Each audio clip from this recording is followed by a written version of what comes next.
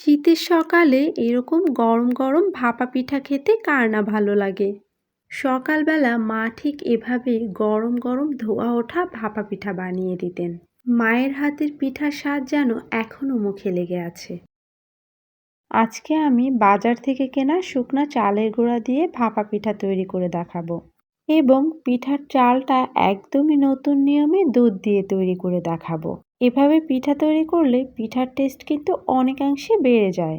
প্রথমেই বাজার থেকে কেনা শুকনা চালের গুঁড়া নিয়ে নিয়েছি 3 কাপ পরিমাণ।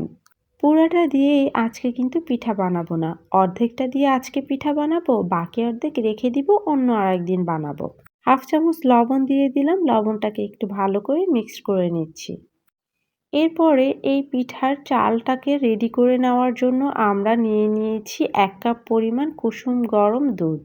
এটা গরুর দুধ, আগে থেকে জাল করে নিয়েছি, দুধটা এখন কুসুম গরম অবস্থায় আছে।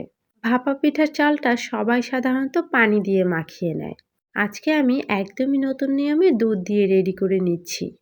দুধ দিয়ে ভাপা পিঠার চালটা রেডি করলে ভাপা পিঠাটা খেতে অনেক বেশি মজার হয়, এবং ভাপা পিঠাটা অনেক বেশি সফট হবে, সুন্দর একটা ফ্লেভার আসবে। সেই সাথে পিঠাটা ঠান্ডা হয়ে গেলেও অনেক বেশি শক্ত হয়ে যাবে না। আমি চালটাকে হাত দিয়ে ঠিক এভাবেই মেখে নিচ্ছি। কিছুক্ষণ মেখে নেওয়ার পরে আমাদের চালটা ঠিক দেখতে এরকম লাগবে। আমরা এবার হাত দিয়ে দেখে নিব চালটা পারফেক্ট হয়েছে কিনা। হাত দিয়ে মুঠি করলে যখন দেখব একটু আঠালো হয়ে আসছে, আবার একটু ভেঙেও যাচ্ছে, ঠিক সে পর্যায়ে বুঝতে হবে আমাদের চালের গুঁড়াটা একদমই রেডি। এবার আমরা এই চালের গুঁড়াটাকে একটি চালনির সাহায্যে ভালো করে চেলে নিব।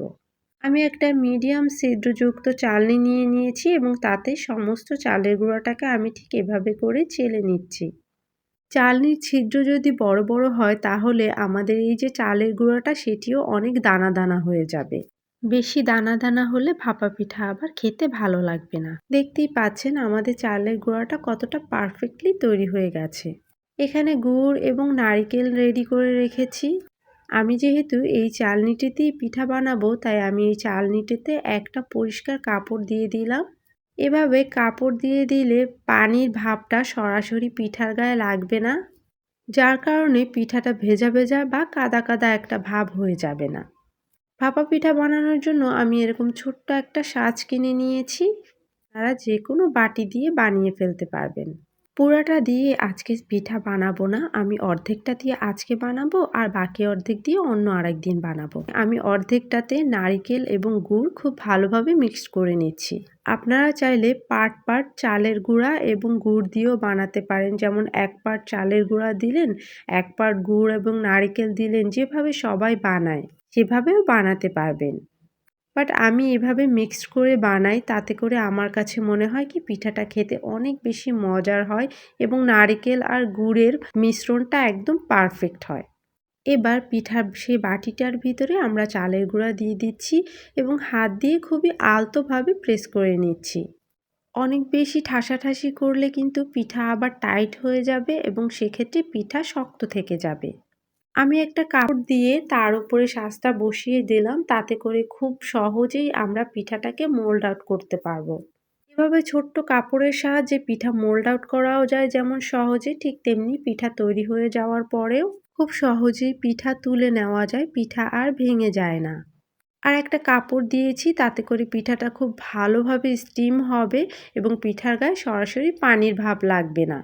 সাথে আমি 3-4টি পিঠা বানিয়ে নিব, আর বাকি যে চালের গুঁড়াটা এটা আমি বক্সে করে ফ্রিজে রেখে দিব। ঝটপট যখন খুশি তখন বের করে গরম গরম পিঠা বানিয়ে ফেলতে পারবো। এভাবে চালের গুঁড়াটাকে আপনি কয়েকটা দিন নর্মাল ফ্রিজে সংরক্ষণ করে রাখতে পারবেন, তাতে করে খুব সহজেই পিঠা বানিয়ে ফেলতে পারবেন। চুলায় একটা হাঁড়িতে আমি বেশ কিছুটা পানি দিয়ে দিয়েছি, এবং পানিটা যখন ফুটে উঠেছে তখন আমি আমাদের সেই পিঠাটা দিয়ে দিলাম। একটা ঢাকনা দিয়ে দিচ্ছি, এবং ঢাকনার ছিদ্রটাও আমি অফ করে দিলাম। এবার 3 থেকে 4 মিনিট আমরা অপেক্ষা করব। আমার পিঠাটি হতে 4 মিনিটের মতন সময় লেগেছে, এবং দেখা যাচ্ছে আমার পিঠাটি একদম পারফেক্ট হয়ে গেছে। আপনারা একটু চেক করে দেখতে পারেন, পিঠা যদি না হয় তাহলে আরও একটু ভাপে দিয়ে নিতে পারেন। আমাদের ভাপা পিঠা কিন্তু একদম রেডি। আমি টোটাল 6টি ভাপা পিঠা বানিয়েছি। এভাবে পিঠা বানালে পিঠার টেস্ট কিন্তু অনেক অংশে বেড়ে যায়। দেখতেই পাচ্ছেন কতটা পারফেক্ট হয়েছে। আজকের রেসিপি ফলো করে পিঠা বানালে এতটুকু বলতে পারি আপনি নিরাশ হবেন না। আশা করি আপনাদের সবার কাছে অনেক বেশি ভালো লাগবে। আজকে তাহলে এ পর্যন্তই। আল্লাহ হাফেজ।